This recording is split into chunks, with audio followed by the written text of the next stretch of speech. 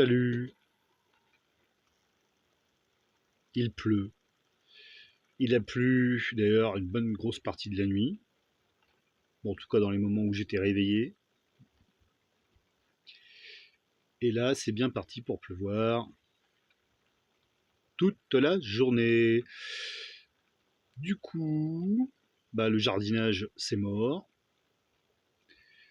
Les exercices physiques, je crois que ça va aller. En plus, hier, j'ai pété une de mes poignées réhausseur pour faire les pompes.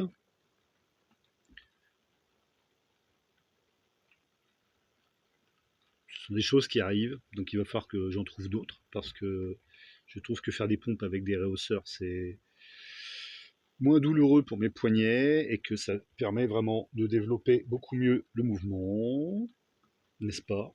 Bon, il me reste la barre de traction, mais c'est pas pareil. Avant que j'arrive à 80-100 pompes, euh, ou plutôt 80-100 traction, non. Là, les tractions en ce moment, ouais, j'en fais 10, 15, ça dépend des jours. Bon, mais ce n'était pas pour ceci que je faisais cette petite vidéo.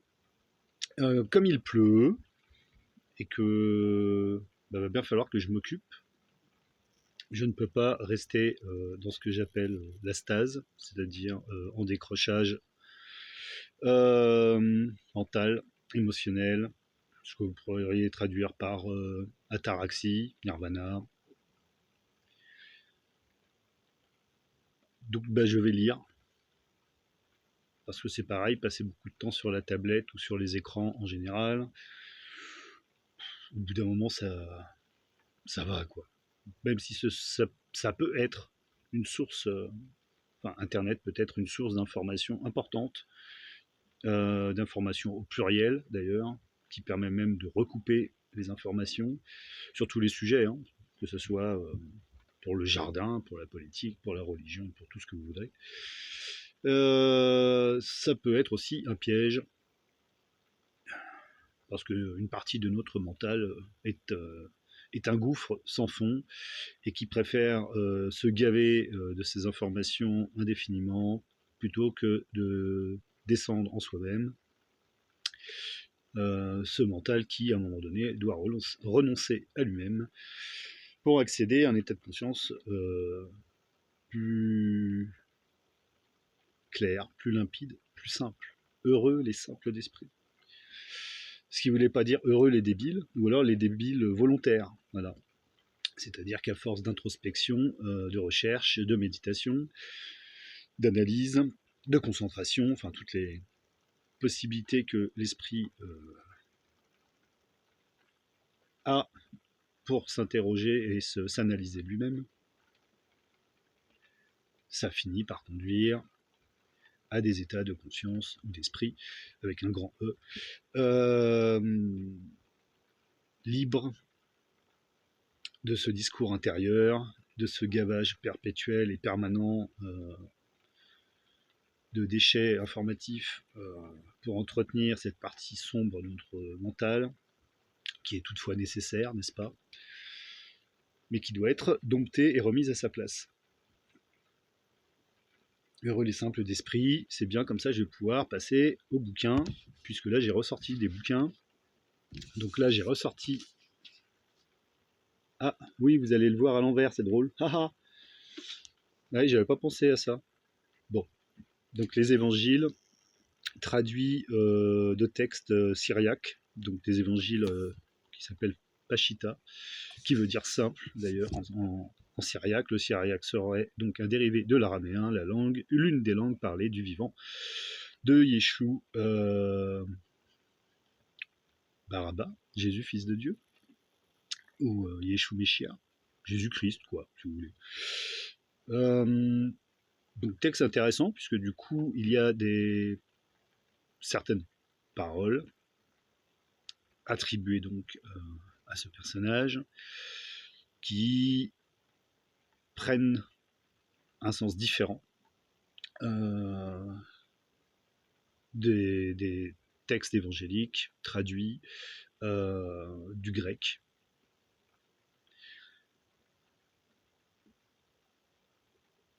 Voilà.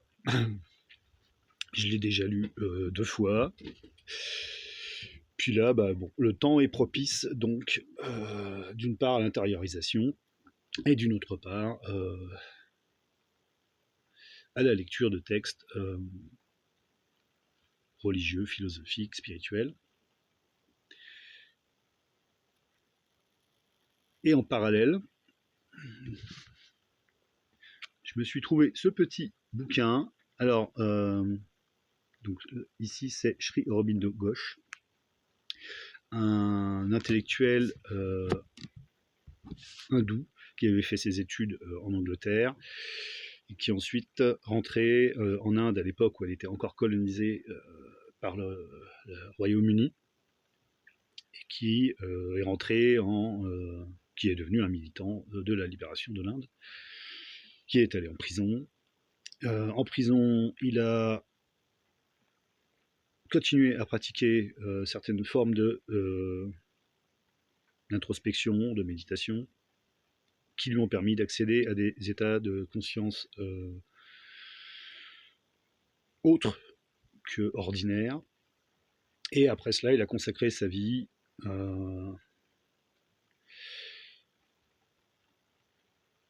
à la recherche d'états de conscience supérieurs qui, à son sens, deviendront la norme d'une humanité à venir. Voilà.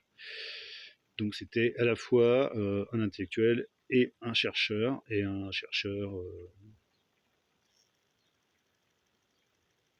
j'aime pas utiliser le mot spirituel parce que en fait, ou alors il faut reconnaître que tout est esprit. Voilà. Ce qui rejoint du coup les évangiles.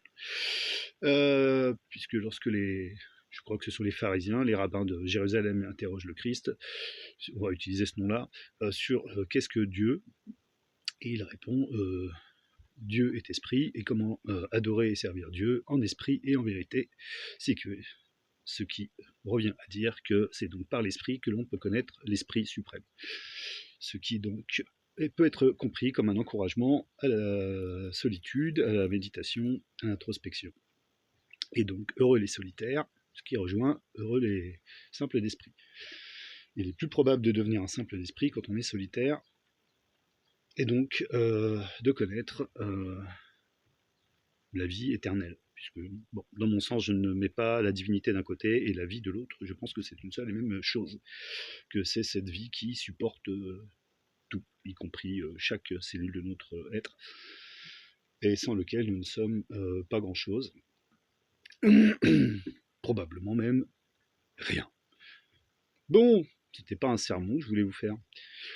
Donc voilà, ça va être journée lecture, et puis analyse, méditation, pour ensuite sûrement pouvoir accéder à un état pacifié de l'esprit. Oui, parce que la simplification de l'esprit apporte la paix.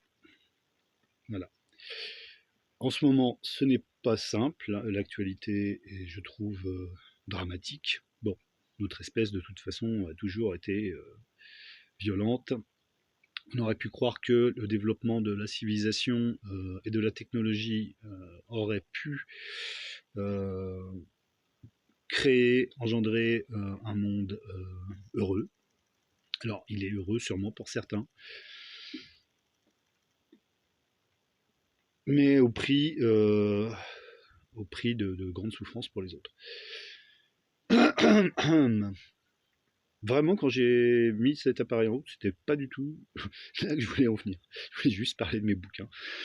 Bon, ben voilà, je vais m'arrêter là. Amis chercheurs, amis chercheuses, oh.